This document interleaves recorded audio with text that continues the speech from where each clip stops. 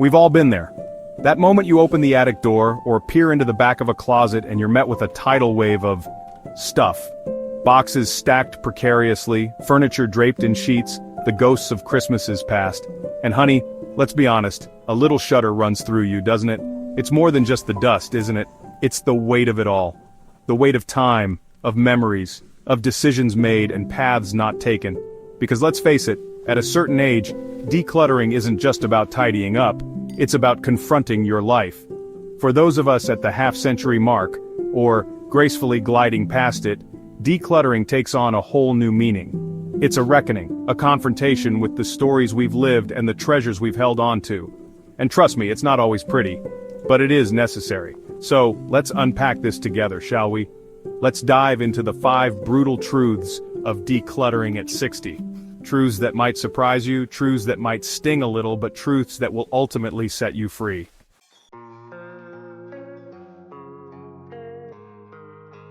Every single item you own, from that chipped teacup your granddaughter used to sip imaginary tea, to that dusty tennis racket you swore you'd pick up again, tells a story.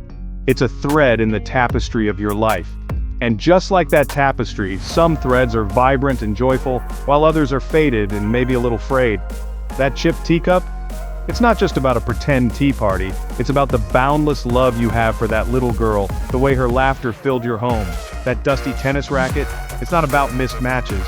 It's about the woman you were, the one who embraced challenges with gusto. Think about it. Each item you pick up is like a portal, transporting you back to a different version of yourself. The young mother, knee-deep in diapers and dreams. The ambitious professional climbing the corporate ladder. The free spirit traveling the world with nothing but a backpack and a thirst for adventure. And that's why decluttering at this stage of life can feel so overwhelming. It's not just about sorting through belongings, it's about sifting through memories. It's about acknowledging the different chapters of your life, the roles you played, the dreams you chased, the love you shared. It's about facing your past.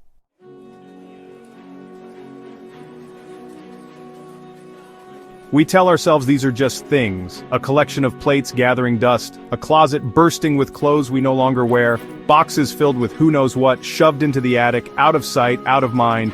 But honey, let's be honest with ourselves. These aren't just things, are they? Each item represents a piece of us. That dress you wore on your first date with your husband, the one that made you feel like a princess. It's not just fabric and thread, it's a tangible reminder of young love, of butterflies in your stomach, of the hope and excitement of a new beginning. Or how about that toolbox your father gave you when you bought your first house? The one with his name etched on the side, the one you swore you'd learn to use? It's not just rusty wrenches and screwdrivers, it's a symbol of his love, his guidance, his belief in you. We imbue objects with meaning, it's human nature. And when we choose to let go of those objects, it can feel like we're letting go of a part of ourselves.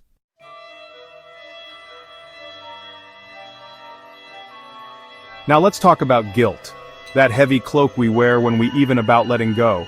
Because every chipped teacup, every faded photograph, it's not just an object, is it? It's imbued with emotion. It's a story whispering from the shelf. And so often that story is about someone else.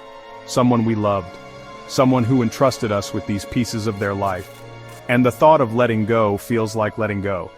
Like we're erasing a part of their story and dishonoring their memory. We tell ourselves, this was a gift, I can't possibly discard it, or this belonged to my grandmother, what if my children want it someday?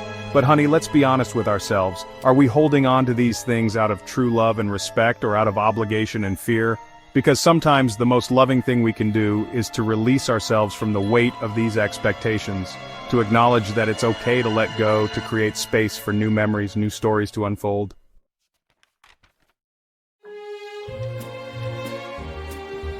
We pour so much of ourselves into our belongings, especially those we hope will become keepsakes. That antique clock that ticked in your childhood home, the china set carefully displayed for special occasions, maybe even a piece of furniture painstakingly refinished with your own 2 hands. These aren't just objects, are they? They're threads in the tapestry of your life, and we hope they'll hold meaning for our children, for future generations. We dream of passing these treasures down, imagining our grandchildren asking about them, cherishing them as we did. But what happens when those dreams collide with reality? What happens when our children, our loved ones, don't see the same value in the things we hold dear? That's the sting, isn't it? It's one thing to let go on our own terms, but to have our cherished legacy rejected, it cuts deep. And it's not their fault, not entirely.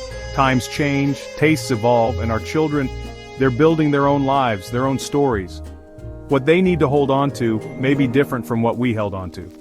It's a hard truth to swallow, but acknowledging it can be the first step in healing the hurt. It's about understanding that letting go of these physical objects doesn't diminish the memories, the love, the essence of what they represent. Those things live within us, not within the objects themselves. And that's what we need to remember.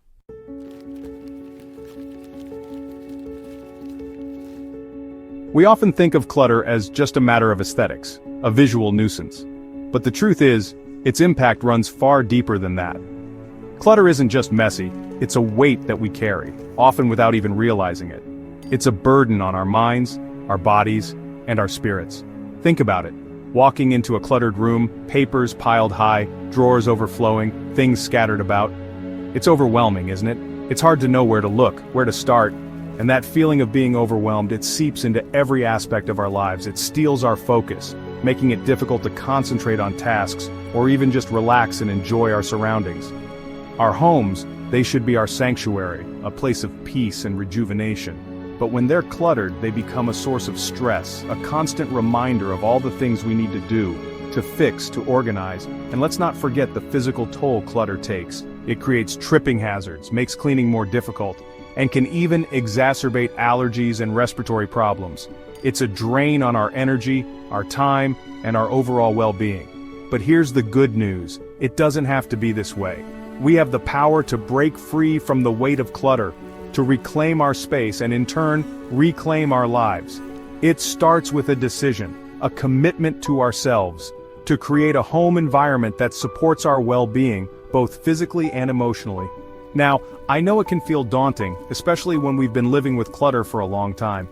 But remember, you don't have to do it all at once. Start small, one drawer, one corner, one room at a time. Celebrate the victories, no matter how small they may seem. And as you begin to clear the physical clutter, you'll likely find that something else starts to shift as well, a sense of lightness, of clarity, of peace. It's amazing how freeing it can be to let go of things that no longer serve us, to create space for what truly matters. This process, it's not just about having a tidy home, although that's certainly a wonderful perk.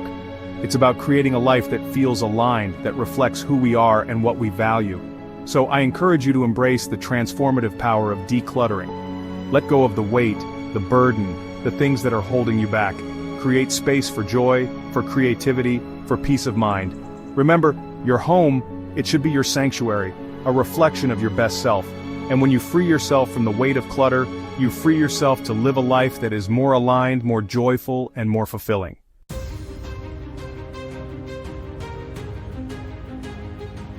Well, my friends, we've covered a lot of ground today, haven't we? We've explored the emotional challenges of decluttering, the guilt, the sense of loss, the weight of expectations, but we've also uncovered the incredible freedom that comes with letting go, the lightness, the clarity, the space to breathe and just be. Which truth hit you hardest? Comment below. I read everyone. Your experiences, your insights, they matter. And if you're ready to take that next step, download your free decluttering checklist in the description. It's packed with tips and strategies to help you get started and stay motivated on your journey. And don't forget to share this video with someone you love, because sometimes the most powerful thing we can do is to remind each other that we're not alone in this journey. We're all in this together. Thanks for watching Midlife Matters.